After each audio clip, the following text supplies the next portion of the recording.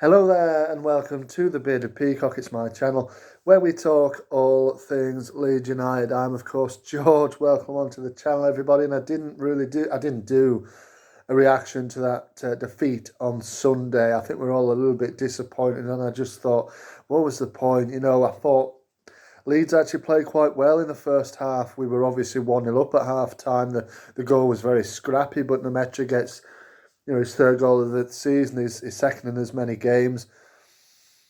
And we were really combative in that first half, really aggressive, and Aston Villa couldn't really live with how we were approaching the game. Obviously, the second half, he made the substitutions, Unai Emery, and immediately we were undone straight away. I thought the work ethic of the team really slipped in the second half. I think I highlighted really the likes of Noah Okafor, who I thought was particularly poor, especially in that second half. We all know how we're feeling about Mr. Daniel Farke now. I think 99% of the fan base are now wanting him out the door. He hasn't gone as of yet, which is pretty not astonishing, but I think it's pretty ridiculous at this moment in time. And I wasn't going to deliberate on who I might want, who I think will come through the door in terms of new management, because we know it's going to happen soon. The run we've got is absolutely atrocious. Man City coming up on Saturday away from home. They've just been beaten by Newcastle. You can expect a reaction from them. So that's probably a heavy defeat. Then it's Chelsea, then it's Liverpool, and we know the rest of it. So it's going to be incredibly difficult for Daniel Farke to keep his job, I think, past Saturday. But, the 49ers keep with him, don't they, for some very strange reason. We are now in the relegation zone, of course. And it is with that in mind that I have decided to just do a little bit of a rundown of who I think should be the new manager of Leeds United. Here's your new manager, everybody. I know who I actually think they will appoint, but, fantasy reasons, I thought, well, why not? Let's have a look at this man in particular, and that man goes by the name of Mr. Fernando Diniz. Fernando Diniz is currently manager at Vasco da Gama in Brazil, Brazilian manager. Diniz is, long career in Brazilian football, had a spell in charge of the national team as well, obviously now managed by Mr. Carlo Ancelotti. But Diniz, a very well-renowned manager in Brazil now. This is sort of, like I said, fantasy thing, but I do like to kind of deliberate on these things sometimes, and I caught myself sort of delving into ideas that perhaps Mr. Diniz would be an option for Leeds United. He is very much in the sort of Bielsa ilk, if you like. I know I've seen some videos, some people, saying, oh, what about Bielsa? What about Bielsa coming back? That's not going to happen, is it? But obviously he's coming under real pressure at Uruguay. But I just thought, what about, let's have a word about Diniz. Because Diniz is well known, really came to light in European football, from European people's points of view, only a couple of years ago, when his Fluminense side won the Libertadores for the first time ever, and he did it playing some real eye-catching, different style of football that wasn't known really to European eyes. And Diniz, just to put some context in it, obviously he won that with Fluminense. We went to the Brazilian national team, didn't really work out. I think he was trying to implicate a way of playing that really probably wasn't really, really conducive to the way that, that it is for a national team to play. You don't get much time with the players. You don't get as much time as you would at club level, do you? So I didn't think it really integrated itself well, his style, into national team football. But you could see they were trying it. And interestingly enough, Carlo Ancelotti is a man who has loosely tried this relationism relationism style of football. That's what it's called, relationism. And we're going to break it down here now. Like I said, Diniz is, is in management right now. Would that hamper Leeds United getting him? Possibly. But the Brazilian league comes to a close on the 7th of December. There's only 3 games to go. He is currently the manager of Vasco da Gama, obviously in the Brasileirão. If you watch the channel regularly, I do love my Brazilian football. I do have a Brazilian football podcast that I do with my brother called Talking Brazil Ball. We do like to run through the Brazilian Football League, and also I will be doing a live stream as it comes to the close on the closing day. So tune into that if you want to. But so I've developed a little bit of a knowledge of Brazilian football while we've been doing that podcast. And yeah, Vasco are on a really good.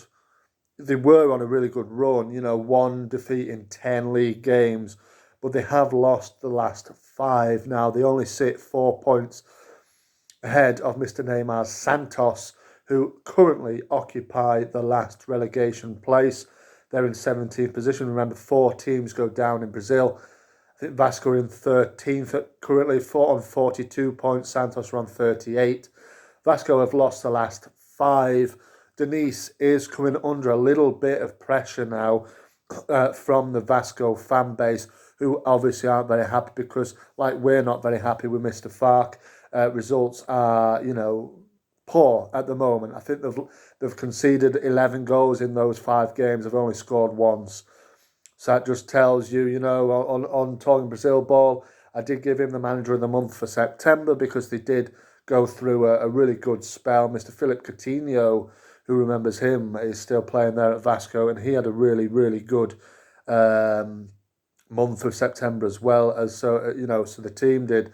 But, Diniz and this style of football, he's tried to implicate it at Vasco, as he's tried to do all the way through his career, really. And I think he started as a futsal player or playing futsal. And as we know, Brazil, the kids play it all, from a young age in the streets, with a ball at the feet, with no shoes on, etc.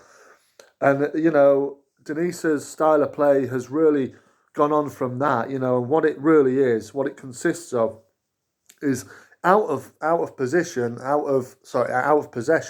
you come back into a natural 4-4-2. There is a bit of a structure there, but what happens when his team has the ball is that he creates a lot of. It's like there's only a few players that stay in a lot of positions. So you've got the centre back, you've got the sort of anchor in the middle of the pitch as well, and then you've got a couple of players out wide to create that space out wide. So basically, in the middle of the pitch, that's where the kind of magic happens, if you like.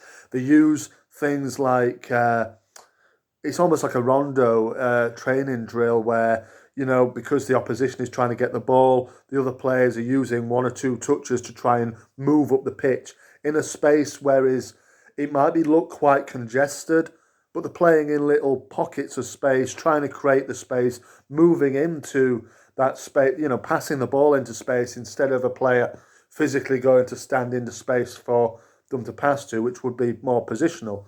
This is called jogo funcional, which is, a functional way of playing football. Like we know it, like I've just described, it looks a little bit messy on the pitch. Clusters of players, passing in between each other to try and get up the pitch. They use things like ladders, which consists of 3 or 4 players in a diagonal line, which you use to pass up the pitch and create a goal scoring opportunity. So it's very quick. It's very, like I said, it can look a little bit messy on the pitch, but it's very effective in terms of, disorientating the opposition side. They don't know quite what's coming next. It's, like I said, very much a thing that, when we first looked at Bielsa's tactics and we thought, wow, this is something that we've not seen before. Diniz has been, thought of in the same bracket as Bielsa, bringing the joy back to football, bringing that kind of just that fluidity back to it.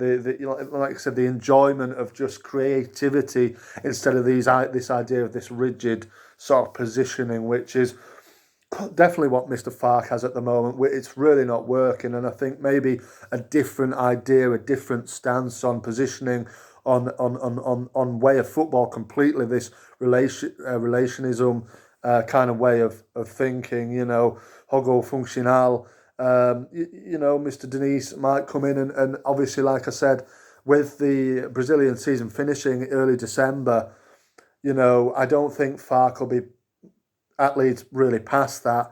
Maybe we can have that transition of him coming into European football, where I don't think he has been before. Spent the majority of his career in Brazil, managed plenty of managed plenty of clubs in Brazil, but he brings that, like I said, that joy back to it. It's that kind of playing football in tight spaces, to create your own space and then have an opportunity on goal, which is absolutely fascinating, really. And he also likes the players to have a relationship on the pitch. It's like I said, it's not like positioning. It's like, I'll float over to where the ball is to then, link up well with my teammate, and then we're creating space. It's not like I said, it's not like you're stuck in rigid positions. So I think this would be extremely interesting to watch and to see how this would play out in the Premier League. And, I think it would be an option that maybe a lot of people wouldn't think of, but I think, Fernando Diniz would bring a bit of fresh air, a bit of a different idea to this Leeds United side.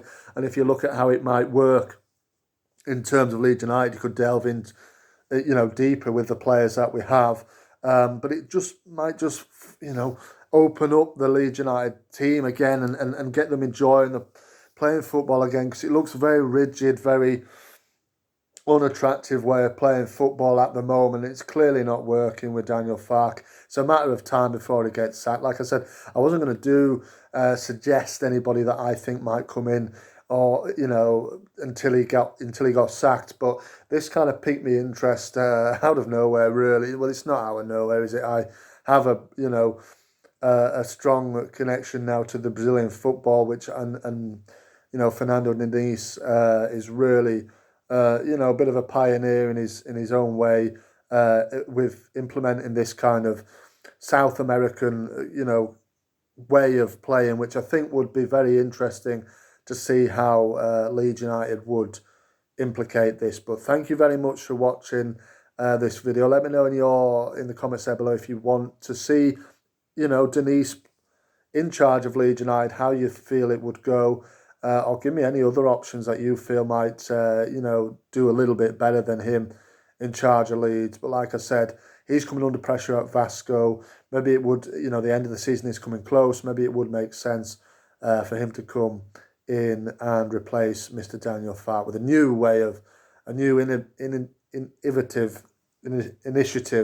new initiative as well, way of playing, and a brand new style of playing football, of which we have not really seen in Europe before. But thank you very much for watching. Marching on together. I'll see you on the next one.